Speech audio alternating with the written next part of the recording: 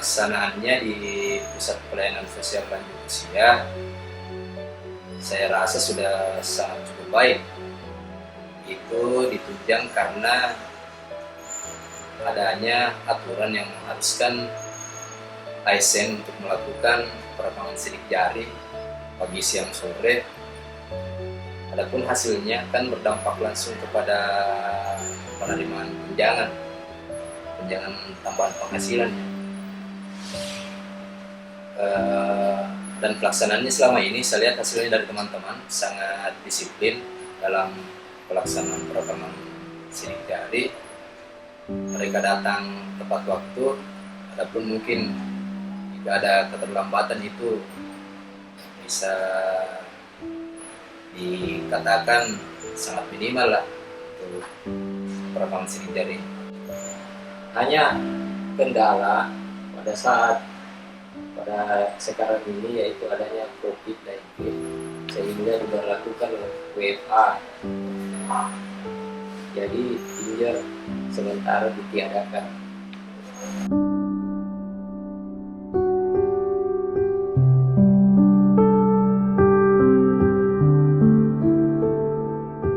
Kalau nasionalisme di lingkungan kantor ini dari dulu sudah dilaksanakan dengan sangat baik menurut saya.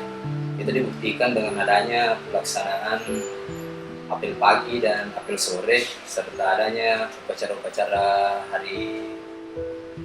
hari-hari besar ya, seperti 17 Agustus, Hari Kesadaran Nasional.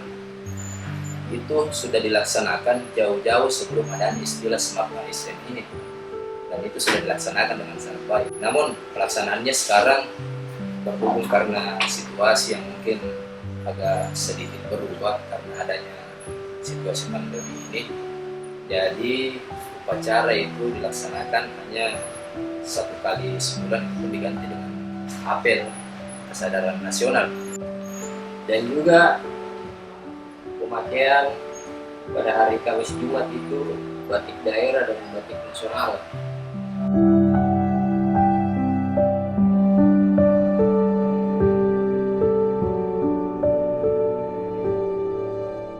Saya rasa di lingkungan pusat pelayanan sosial lanjut usia, profesionalisme itu bisa dikatakan berjalan dengan sangat baik. Kenapa saya berani mengatakan demikian? Karena di samping tugas-tugas, misalnya tugas saya sebagai analis tata usaha harusnya kan berurusan dengan administrasi dan ketatausahaan kantor. Namun di samping itu, karena kurangnya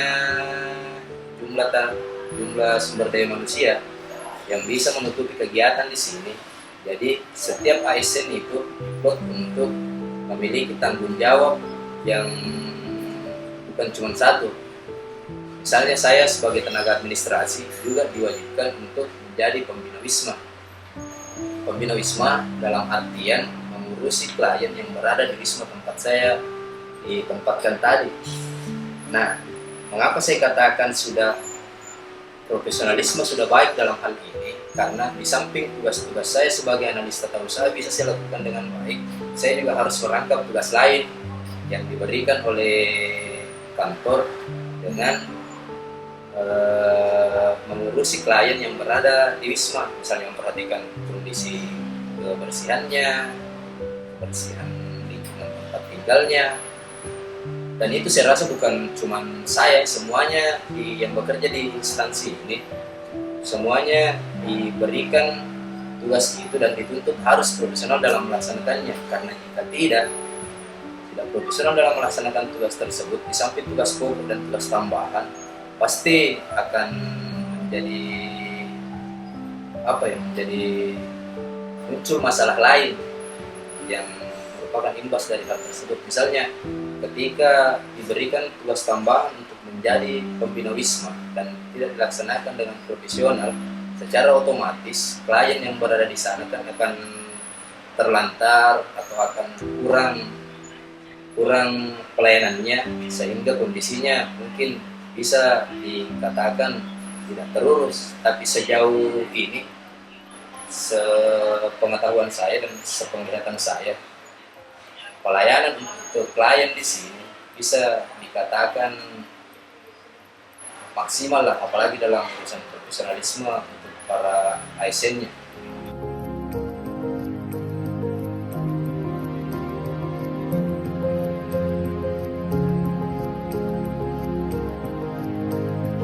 Perluasan global untuk ASN saat ini mungkin bukan hal yang berat lagi kalau menurut saya, karena di samping dengan kemajuan teknologi, kita dapat mengakses informasi dengan lebih mudah atau mencari sesuatu yang kita ingin ketahui dengan lebih mudah dibandingkan dulu. Sekarang kan informasi sudah bisa di mana-mana, sudah bisa ada di genggaman karena ada smartphone kan yang bisa membantu kita. Jadi dalam pelaksanaan tugas, lihat teman-teman juga misalnya ada yang ingin mengetahui informasi tentang bagaimana pelayanan sosial terhadap lanjut usia yang dilakukan di tempat lain. Biasa saya lihat teman-teman ASN browsing lah atau apa untuk cari informasi bagaimana sih sebenarnya pelayanan sosial yang lebih baik. Itu kan bisa menunjang juga untuk kinerjanya ke depannya. Jadi tentang perluasan global saya rasa sudah cukup cukup berjalan dengan baik di sini. Yang dimana di PP Solo Makpaka Solo ini kita memfasilitasi teman-teman ASN dengan adanya hotspot, sehingga semua pegawai dapat mengakses internet untuk melihat berita-berita yang ada baik di nasional, secara nasional maupun internasional.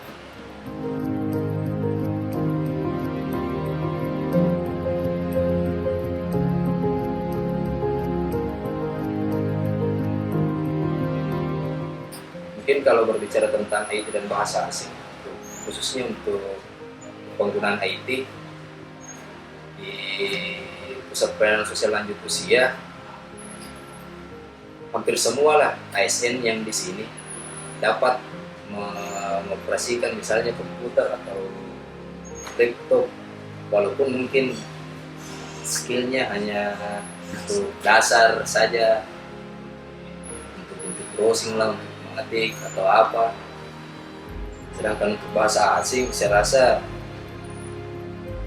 bahasa asing mungkin karena lingkungan kerja tidak menuntut untuk itu, karena di sini kan pelayanan sosial kliennya kan lanjut usia, lanjut usianya kan cuma dari regional di sini saja. Jadi saya rasa untuk bahasa asing bukan tidak membutuhkan istilahnya, mungkin belum urgent untuk menuntut menguasai bahasa asing untuk melaksanakan tugas di sini.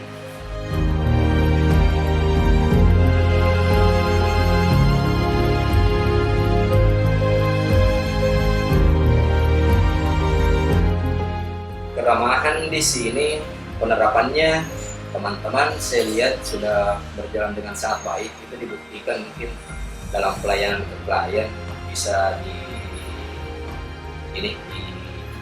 ditanyakan sendiri ke kliennya pelayanan selama ini dilakukan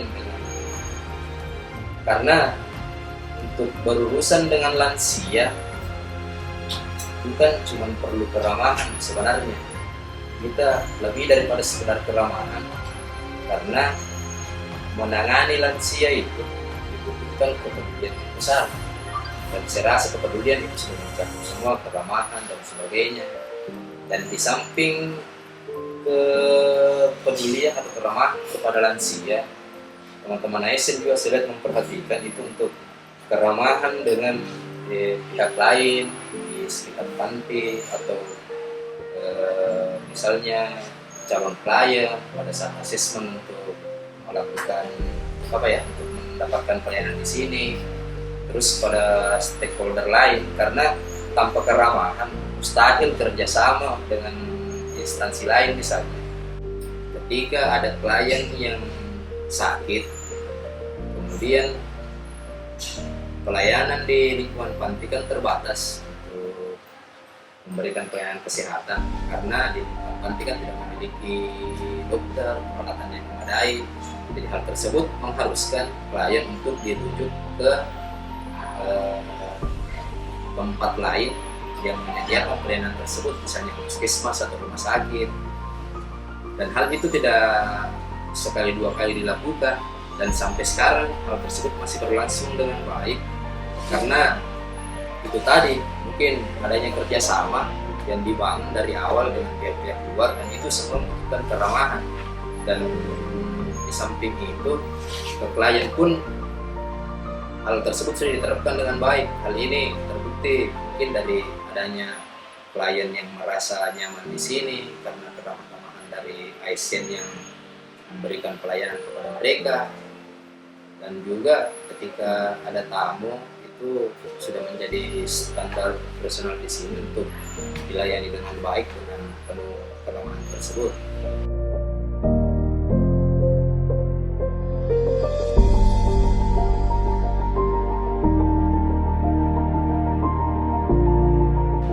Entrepreneurship ini saya rasa kalau pelaksanaannya mungkin ini baru dilakukan oleh sebagian ASN ya, karena tidak semua ASN bisa memiliki jiwa yang entrepreneurship. Hal ini mungkin baru untuk saat sekarang, mungkin baru 1-2 orang yang melaksanakannya, pun dilaksanakan di luar jam kerja yang menghalangi pekerjaannya. Misalnya saya lihat teman-teman yang melakukan prinsip ini itu kebanyakan yang berjualan online, melakukan penggunaan sosial media. Hal itu dilakukan di sela-sela kesibukan kantornya dan tanpa menghalangi aktivitas atau pekerjaannya di kantor. Saya rasa mungkin untuk penerapan prinsip itu, saya rasa sampai situ.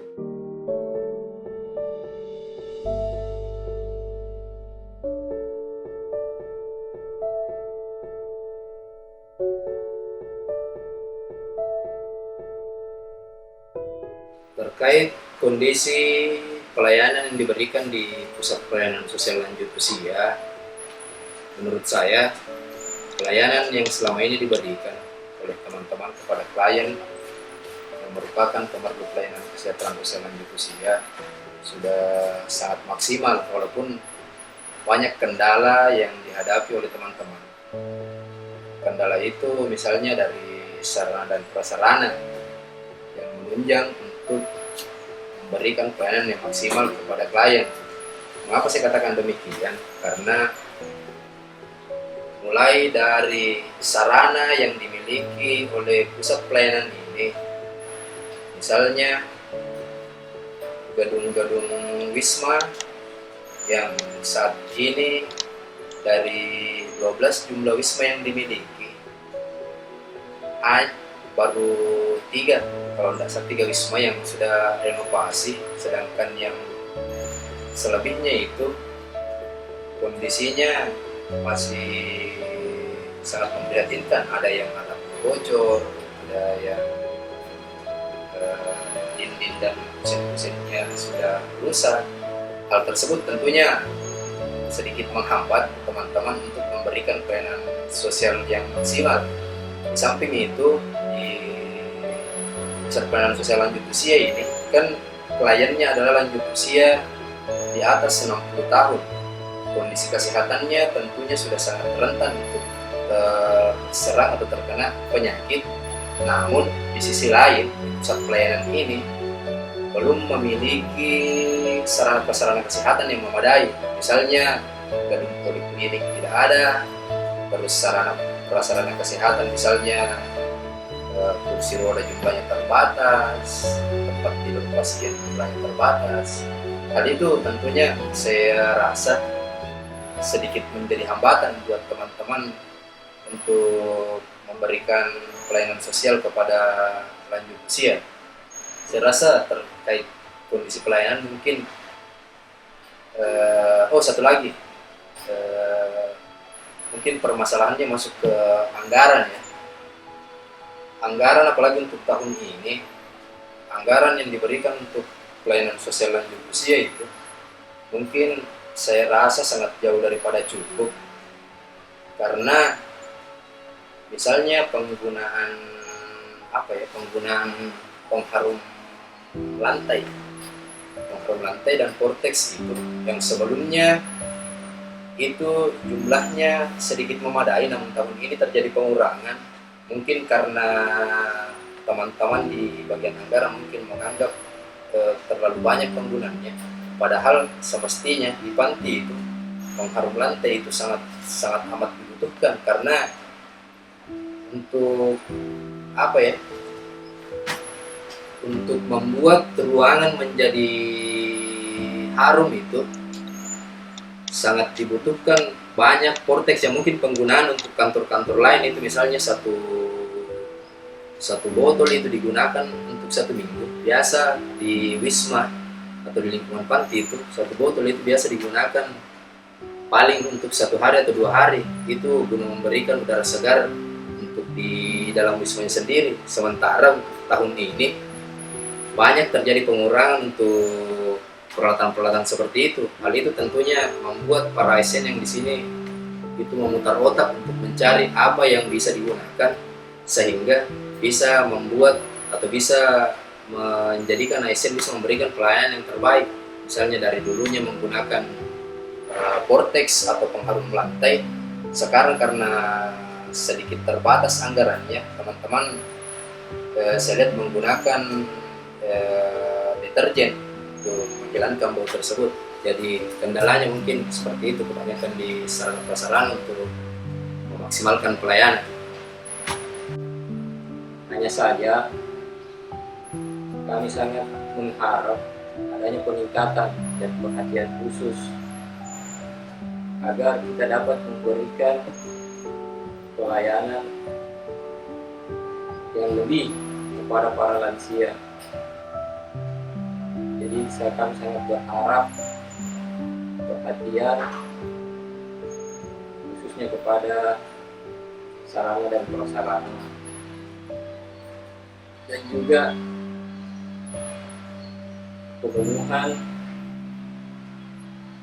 tenaga kesehatan, dikarenakan para lansia ini rata-rata berumur di atas 60 tahun yang mana rentan dengan beberapa penyakit. Oleh karena itu kita perlu adanya perhatian dan peningkatan sarana kesehatan. Saya rasa begitu. Terima kasih.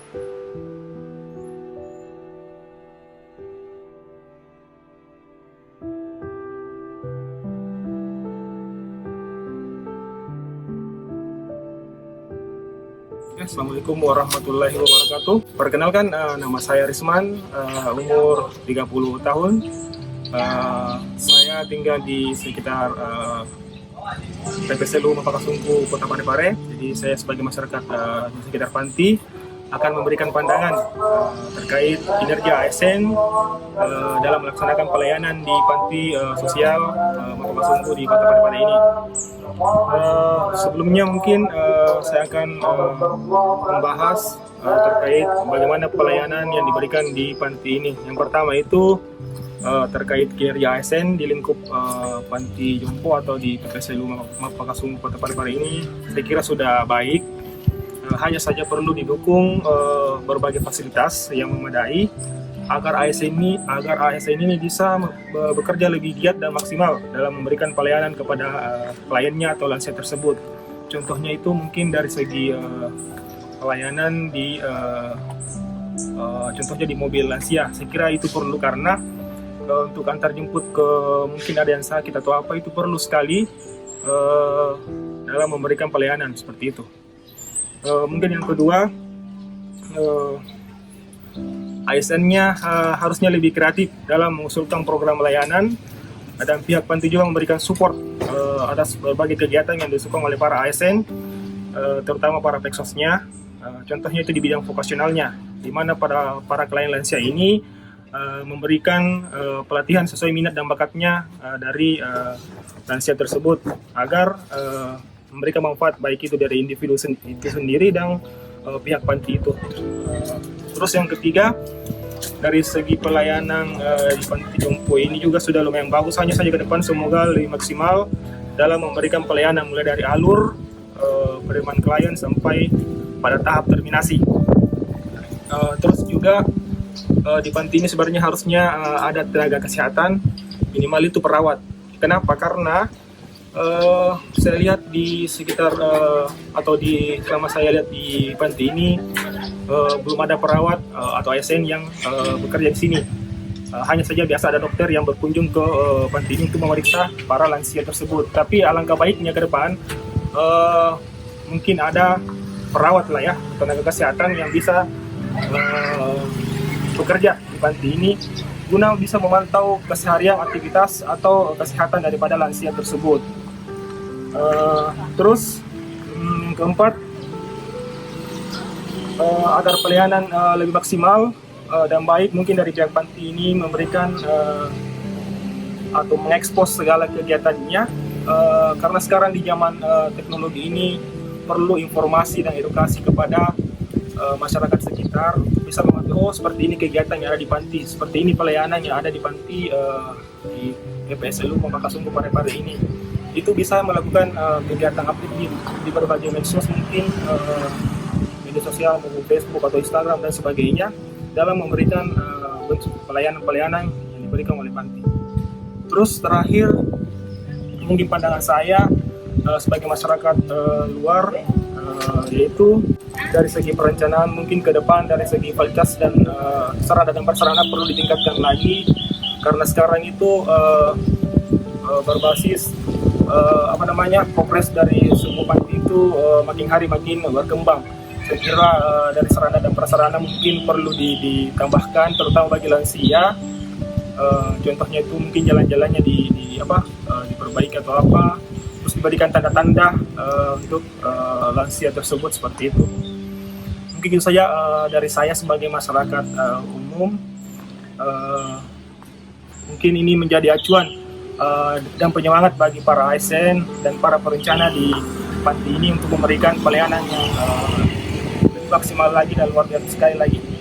Ya, dapat saya simpulkan bahwa pelayanan yang diberikan oleh ASN di lingkup Panti Sosial Pamekasan Kota Parepare ini sangat-sangat baik. Kenapa? Karena saya amati dari pengamatan saya selama saya tinggal di sekitar panti, bahwa ASN ini sangat-sangat produktif, karena membantu bahkan dalam keadaan ada yang susah, mungkin dalam keadaan sakit atau ada yang meninggal, itu ASN yang turun langsung untuk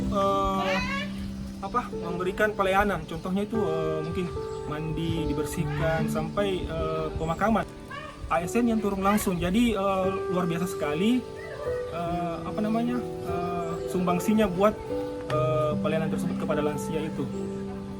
Mungkin itu saja kesimpulan yang paling baik untuk para ASN di lingkup Panti Jompo ini. Satu lagi informasi yang saya sampaikan ini kepada publik, mungkin dari saya sebagai masyarakat pernah turut mendampingi para ASN atau pegawai yang ada di Panti Jompo ini dalam memberikan sebuah pelayanan, yaitu pada saat ada lansia yang meninggal, kami di sekitar masyarakat saling mendukung, saling bergotong royong untuk membantu proses pemakaman yang terjadi atau yang anak lain yang meninggal di panti tersebut. Kami para ASN dan bersama-sama masyarakat sekitar saling membantu dalam penguburan tersebut. Inilah bukti bahwa kita turut memberikan sumbangsi kepada masyarakat. Saya sebagai masyarakat sekitar membantu para ASN di lingkup Panti Jompo ini, seperti itu. Saya kira cukup sekian. Assalamualaikum warahmatullahi wabarakatuh.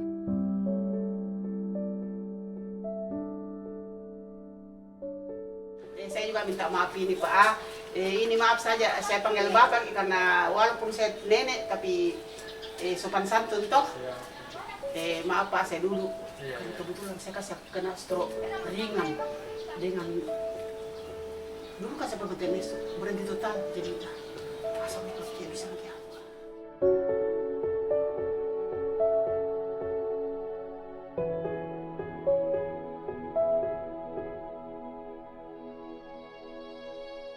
Lansia di sini yang saya jawab ya. Kalau bagi saya pribadi,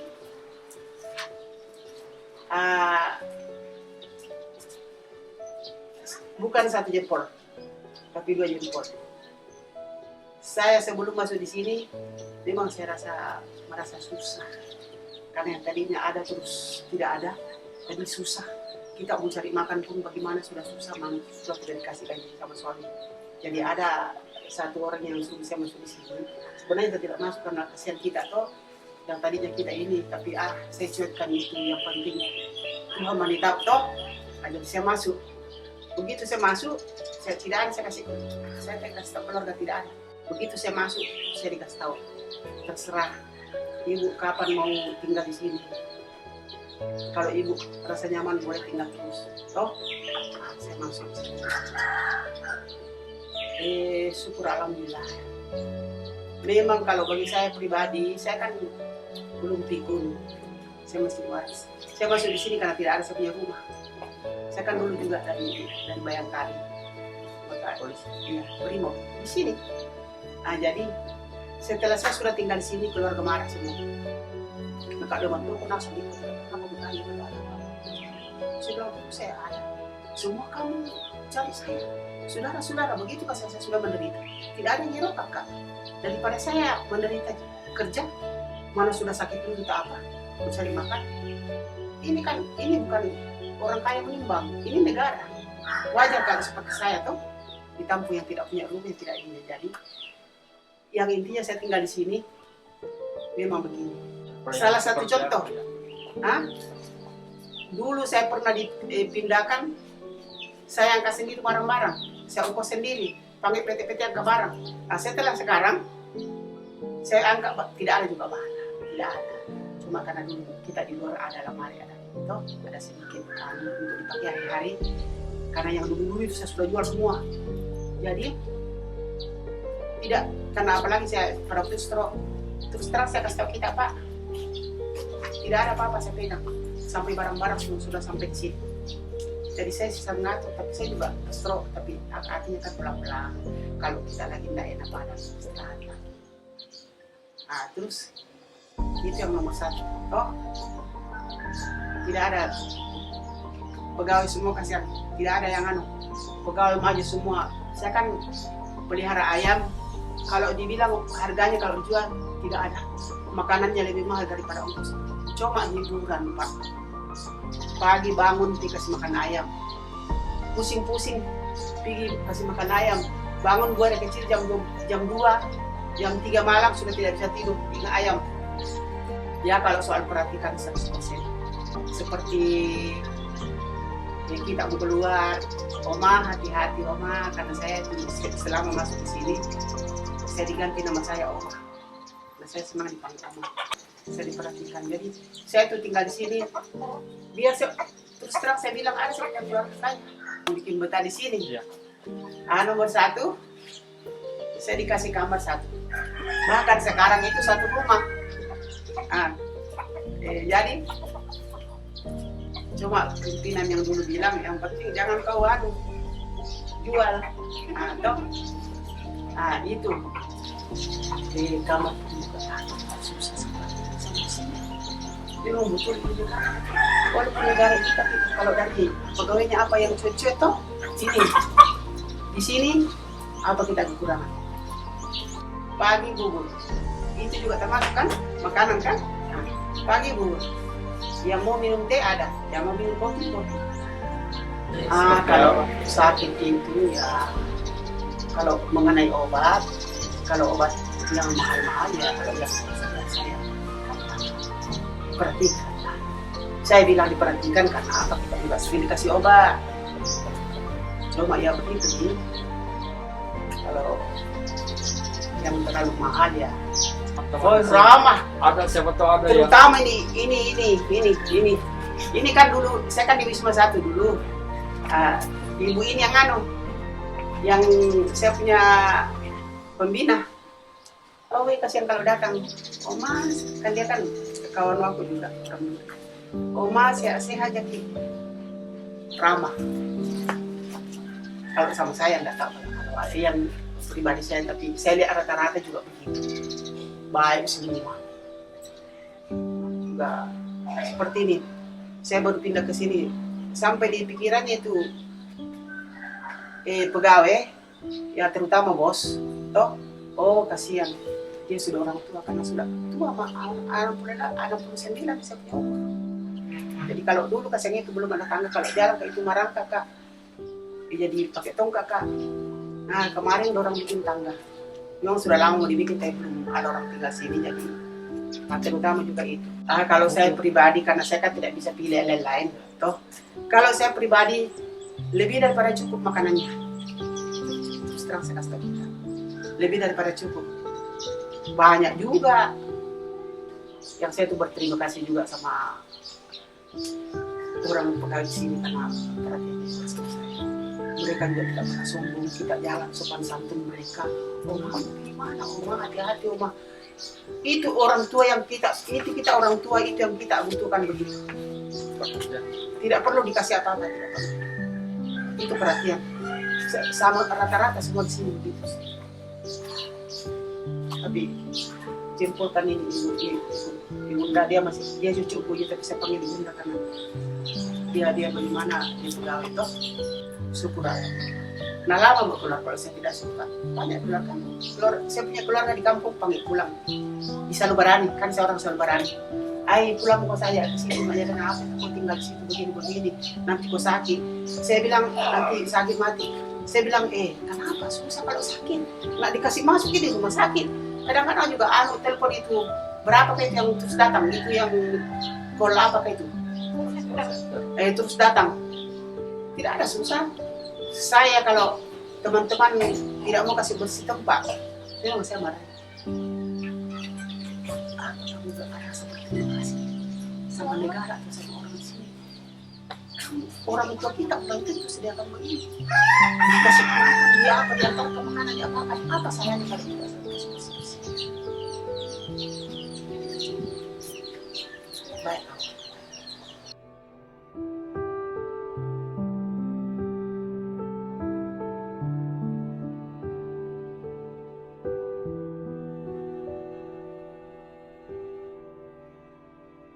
Kalau nama lengkap saya itu Fatima Rincing karena suami saya namanya Rincing. Nama panggilannya Rincing. Tapi kalau di sini sekarang saya ganti nama aku Oma Rincing. Sebelum masuk di sini, karena kebetulan juga suami saya tidak kasih gaji, jadi saya untuk hidup sehari-hari karena saya itu tidak suka minta, saya tidak mau minta. Karena saya tuh terus terang saya bilang saya masih status bayangkari, tidak cerai sama suami, cuma bisa begitu saja. Jadi saya itu tidak mau, saya harus menjaga nama Bayangkari. Saya yang berbuat tidak baik, saya yang berhutang kiri kanan, atau saya maaf yang saya berhutang atau saya minta-minta, so ini itu saya yang berusaha seluruh Bayangkari. Jadi saya itu tidak mau. Jadi kegiatan saya itu kasihan, karena prinsip saya itu Pak, lebih baik saya kerja berat, yang penting halal. Kegiatanku masuk sini, Ika mencuci istri untuk makan sehari-hari. Banyak keluarga panggil tinggal, tapi saya tidak mau. Saya mau cari sendiri. Kegiatan saya.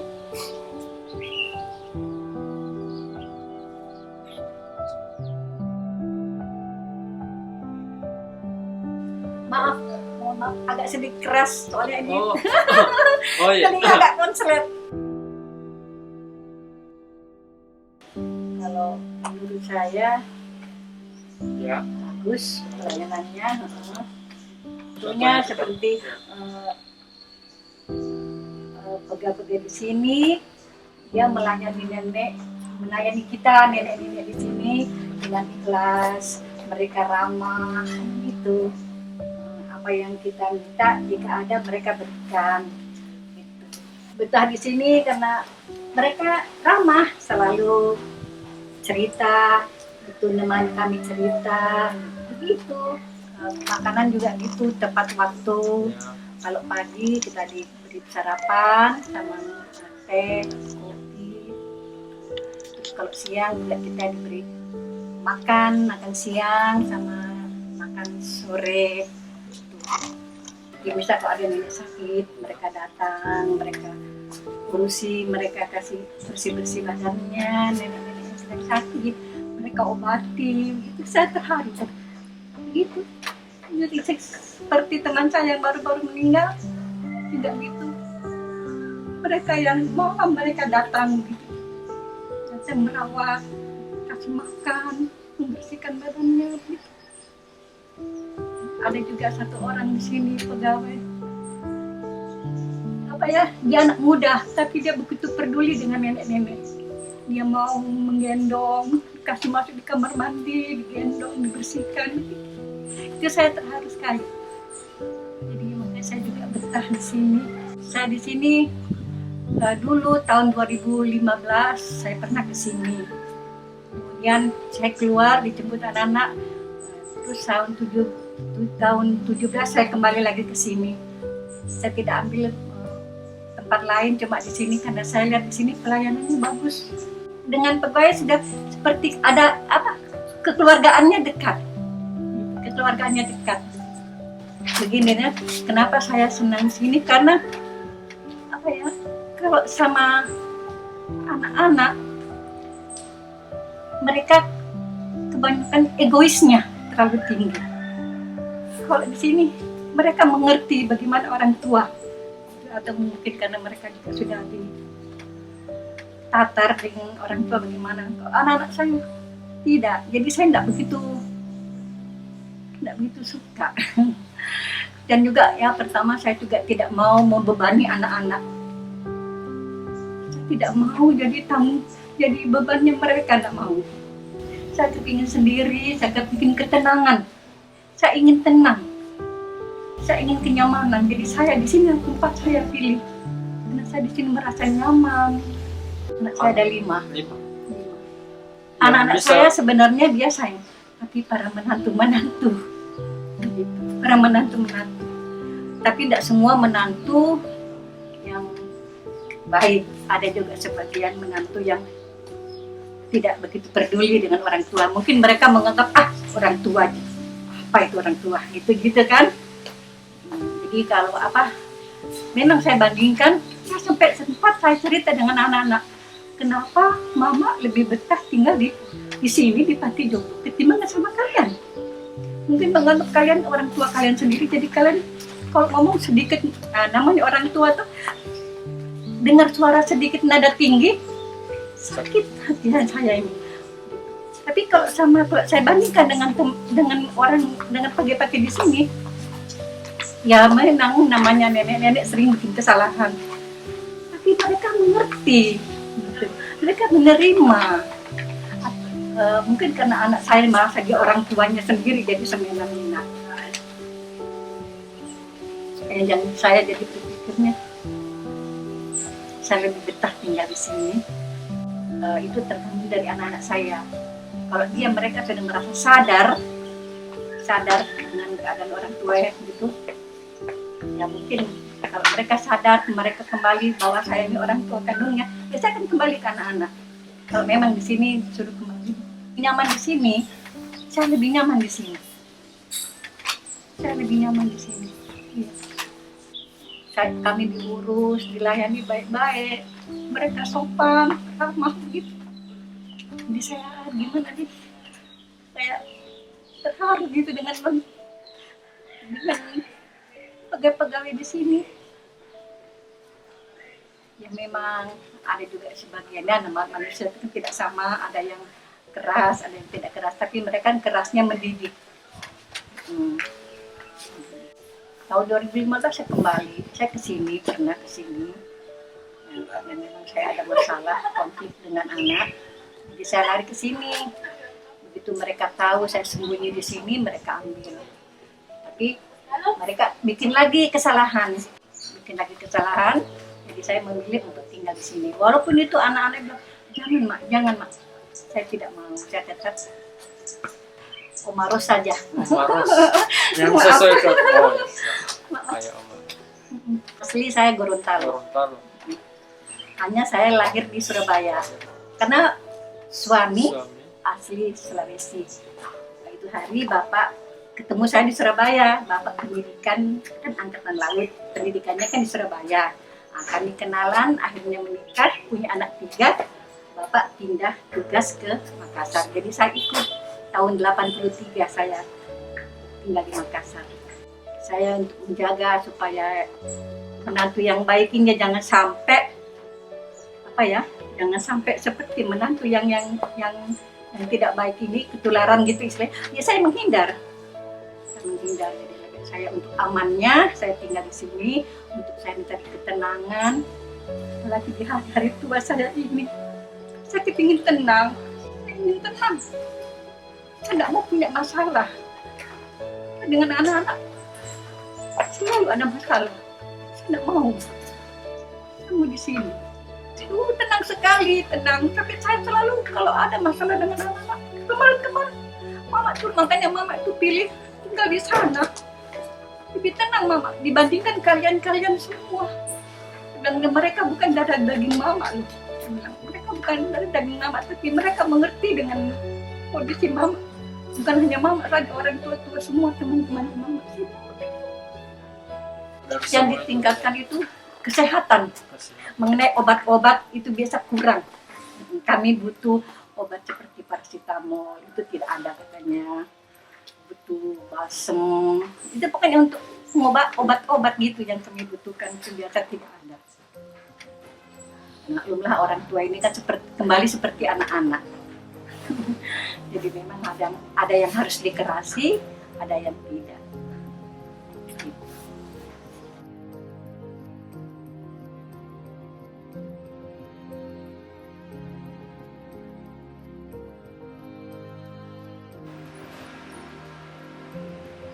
Kalau kita melihat para lansia yang terlantar, yang mana mereka di masa tua harusnya menikmati kehidupan mereka di rumah bersama anak mereka atau cucu mereka, itu kalau kita melihat mereka di sini itu sangat miris. Tentunya kalau kita melihat apa yang ada di pikiran mereka, tentunya mereka mau berkumpul dengan keluarga mereka, akan tetapi di luar dari keinginan mereka diterlantarkan di panti jompo. Jadi pesan saya, jika ada orang tua kita, marilah kita berpikir beberapa kali dengan pertimbangan untuk tidak memasukkan mereka ke panti jompo. Dan juga harusnya kita membalas apa yang telah mereka korbankan di masa kecil kita, berjuang untuk masa depan kita, dan setelah kita menjadi orang, kita harus menelantarkannya di panti jompo. Terima kasih.